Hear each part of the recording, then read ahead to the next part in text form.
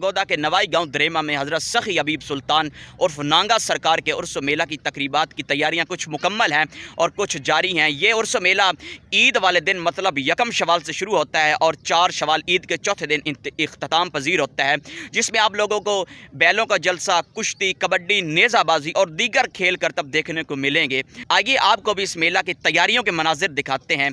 चलते हैं वीडियो की।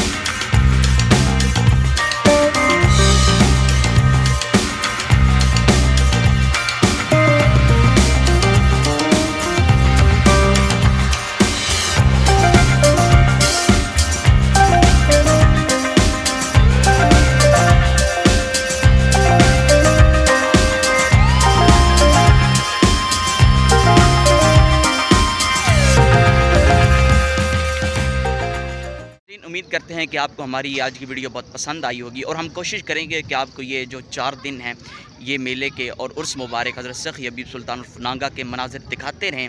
तो अगर आप फेसबुक से हैं तो हमारे पेज को फॉलो कर लें, अगर यूट्यूब से हैं तो हमारे चैनल को ज़रूर सब्सक्राइब कर लीजिएगा और बेल आइकन को ज़रूर प्रेस कर लीजिएगा। मिलते हैं नेक्स्ट वीडियो में।